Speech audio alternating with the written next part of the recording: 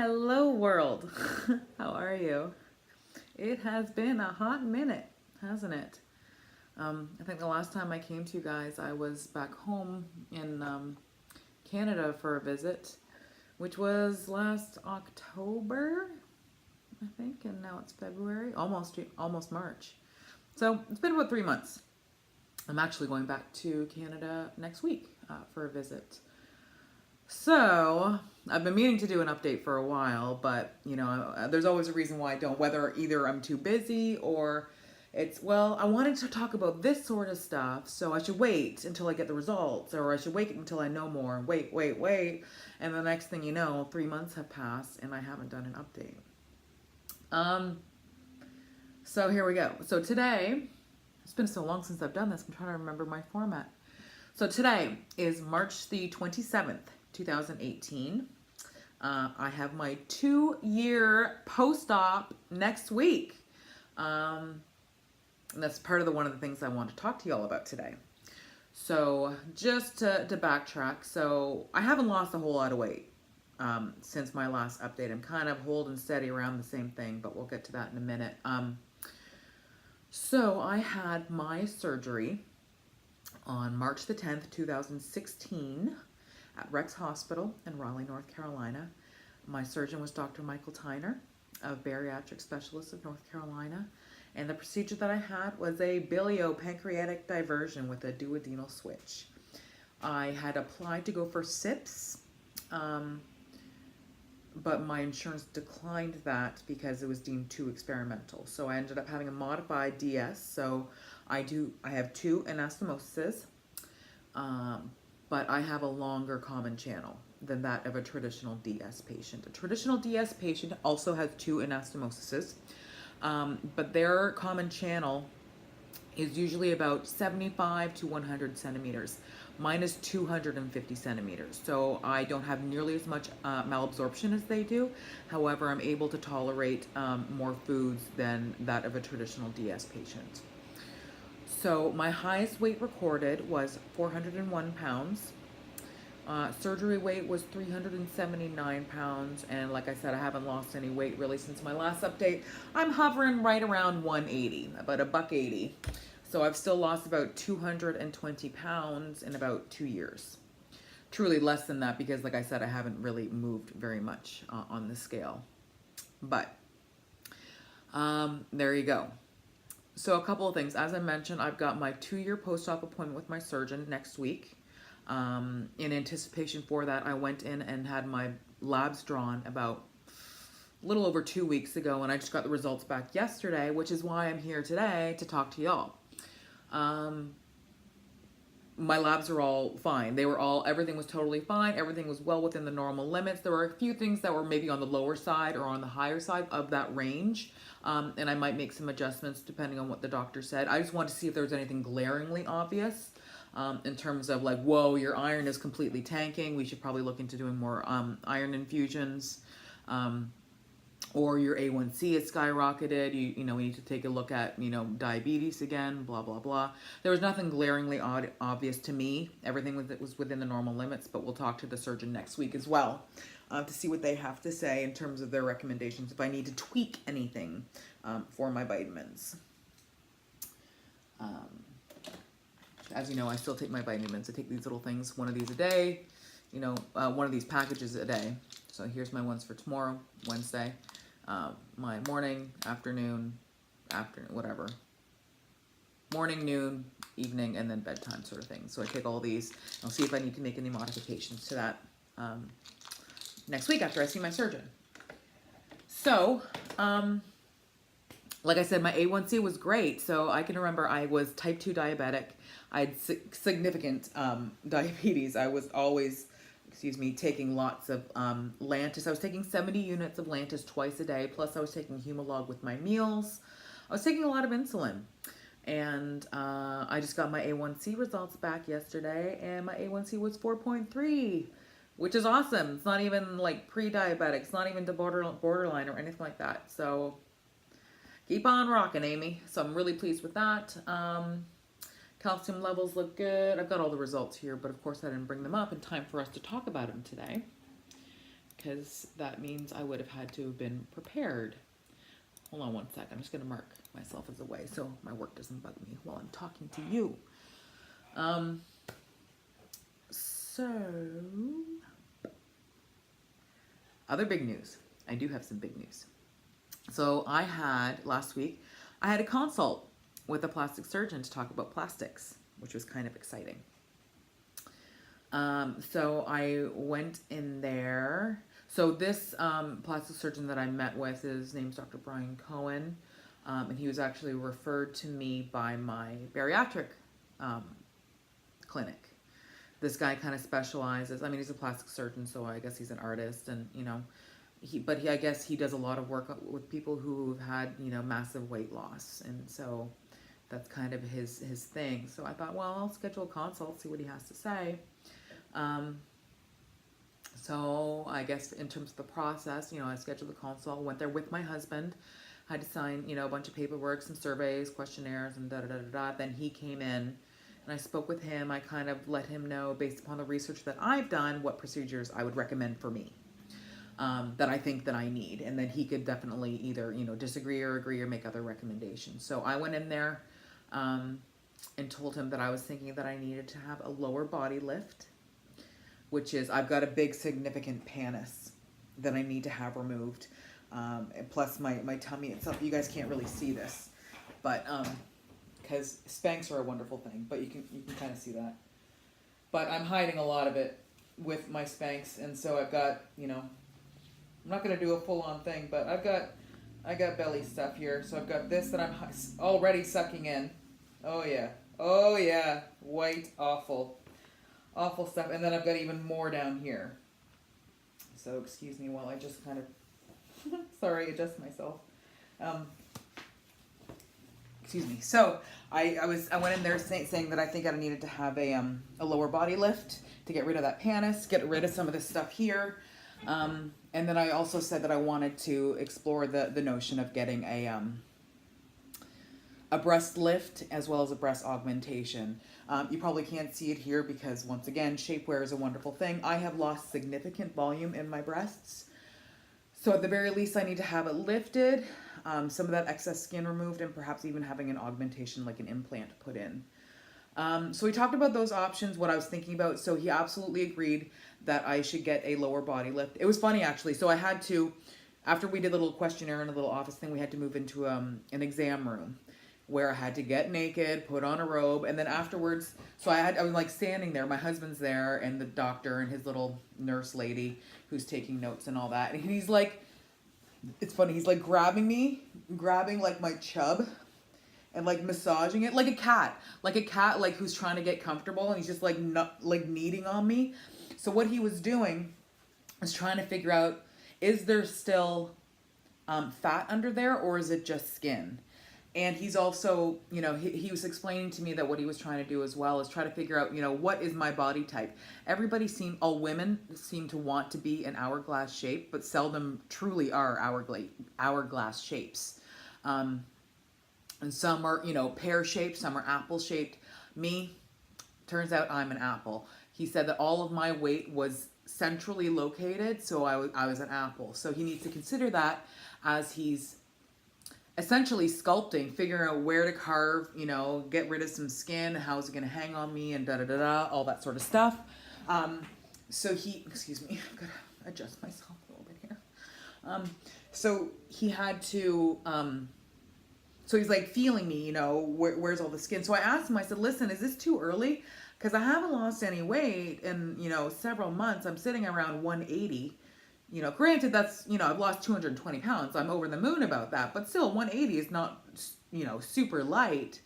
So he was feeling around. He's like, you've got a little bit of cellulite in there, but it's nothing to write home about. He's like, it's absolutely not too soon to have plastic surgery to remove some of the skin, which was good to hear. He said that if he was to do this surgery for the lower body lift and all that, he would expect that I would lose between 15 to 20 pounds just in skin. It's crazy, right? Just in skin. So there you go. That would take me down to like what, $160, which is not bad, you know, for 5'9". Certainly a far cry from 401 pounds, right? So, so we talked a little bit about that. We talked about staging. So he said that he would, this is important for you DS patients out there, I suppose, if you're considering plastics, from what he told me. He said that he would not do a breast augmentation at the same time as my body lift. He said he would do a mastopexy, which is a breast lift, but he would not put in implants, do an augmentation. And the reason for that is this. With the lower body lift, obviously he's going to remove significant skin. So I'm going to have significant incisions, cuts that will be healing. And he does not want to... there's great potential for complications, or not necessarily infections, but complications. There might be some spots that, take a little bit longer to heal and all this stuff. Now, as a DS patient, I need everything to go in my favor because I already malabsorb food that I eat. So regardless of how much protein I'm getting, I'm only absorbing a certain amount, and you need protein in order to heal. So because there's additional risk with the healing process, he does not also want to do an augmentation in which he would install foreign objects into my body. Because if there's any hint of complication or anything like that, my body will reject the implants. So he would much rather that I go ahead and do the lower body lift, and then the mastopexy, the breast lift, wait till that's completely healed, and then go back in and do the augmentation if I want. He also said that, so for the lower body lift, he would go all the way around, of course, the back. But I do have one stubborn roll right near my bra that he wouldn't be able to get with this procedure. So he said, if you were to do this and then come back later and do the augmentation, I can get that. You can do an upper back lift as well to smooth that out. When he was doing the exam on me, he was like checking out, the 360 around my lower body. And he's like, I don't mean to be rude, but you don't really have much of a butt. And I was like, I know, I don't. He said, well, what we could do is when I'm in there kind of repositioning everything, I could actually, move some of the fat deposits and blah, blah, blah, and give you a little bit of cushion, give you a little bit of a booty. And I was like, all right, sir, I will take a booty, please. That would be great. So we talked a little bit about that. For the ladies out there, men, sorry, this might be a little TMI. He said that when he was down there, doing some cutting and doing all that sort of stuff, he could also tighten up my little bathing suit area, make that a little smoother and all that, because there's a little bit of extra skin there too. He said that while he was in there removing this, you can't see it, removing this, he could actually tighten some of my core as well, which is great because I've never done that. I do cardio, but I don't do any like core strength training or anything like that. So thought that was kind of funny. So we talked a little bit about that. What else? Well, I suppose to make a long story short about this plastics consult, I booked my consult surgery. No, not my consult surgery. I booked my plastic surgery. I have a surgery date, and it's about 6 weeks from now, which is crazy. I remember where I first started talking about this, losing a lot of weight. People would be like, Amy, what's going to happen when you lose all this weight? You're going to have all this excess skin. And I was like, bitch, please, I am 400 pounds. I cannot wait for that problem. And now here we are, I've lost 220 pounds. I've got lots of excess skin. And now that time has come. And in 6 weeks, it's crazy to think that I'm going to go under and have all this, have all this stuff removed. I'm pretty good about it. Like, I have to be. I'm really avoiding, getting skin infections and all that sort of stuff. So every time I get out of the shower, I'm putting powder on to try to, absorb some of that moisture. And, when I exercise and all that sort of stuff. So it's just crazy to think that, in a couple of months, I could no longer have that problem. So crazy. But I will tell you guys, plastic surgery is not cheap. And it moves fast when insurance is not involved. If you're just cutting a check, goddamn, it moves quickly. So like I said, had the consult, did some So now I'm having surgery in 6 weeks. So So in terms of expectations as it relates to this, so the doctor said that for that procedure, which is the lower body lift, including the butt lift and the mastopexy, the breast lift, I'm going to be on the operating table for about 7 hours. Which, I mean, for me, that's fine, I suppose, because I'm going to be asleep. But I feel bad for my husband, and certainly the surgeon, but this is what he does. So I'll be on the OR table for 7 hours. It'll be an all-day thing.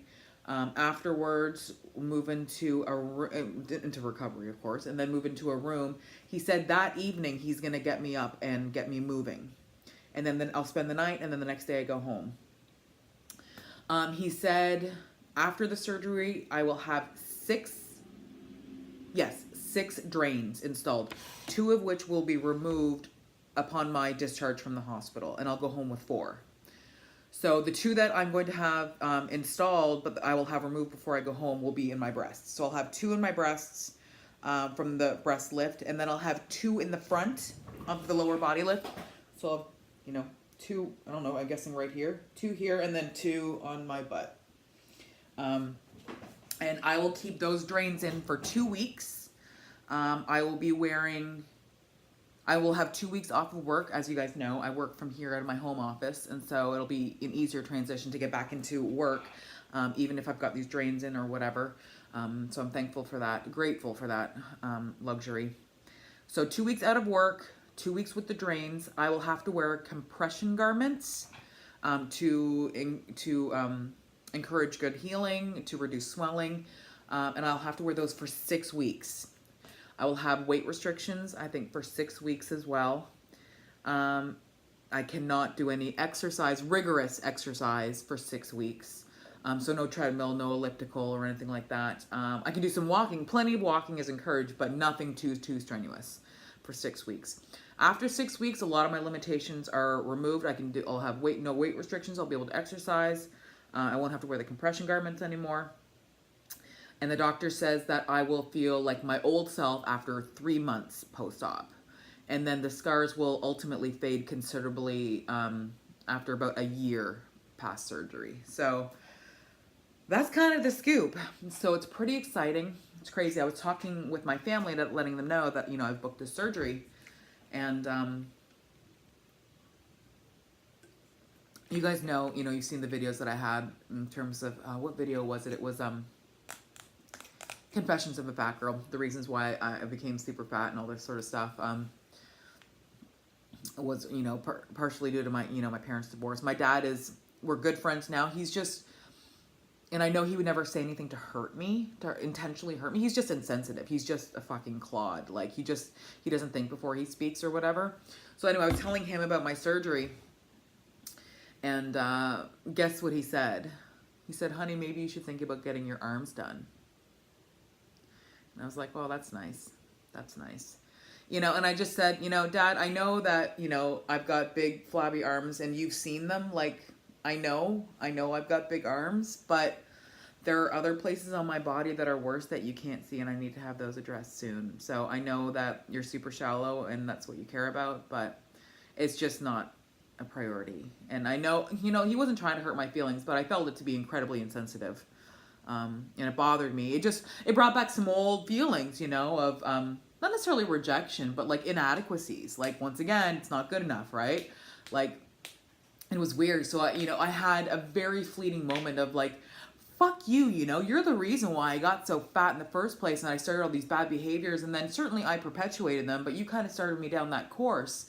And then I worked my ass off to lose 220 pounds, and I'm trying to get my skin corrected, and it's still not good enough for you? What the fuck, So, pardon me. So I had a brief moment of that for a minute, but I know he wasn't trying to hurt my feelings or anything like that. It just chapped my hide a little bit, But I'm not letting that deter me. I'm excited about this procedure. I'm excited about this next stage of my journey. I've been, just kind of living. I haven't been able to do a lot of updates for y'all because I haven't had anything too new to report. Just trucking along, not losing weight, but just exercising, trying to make good choices, blah, blah, blah. Boring. Who wants to tune in for that shit? But now I've got plastics coming up, and that's kind of the next stage on my journey. And I'll be glad to answer any questions that you guys might have as it relates to my journey so far, or about the plastics or whatever. I don't really know what I don't know, but I'm excited. I'm a little nervous. But that's pretty much it, y'all. So I hope you guys are doing well. I'm sorry I haven't been around, but I'm around. I guess I will catch up with you guys later, or when I know more.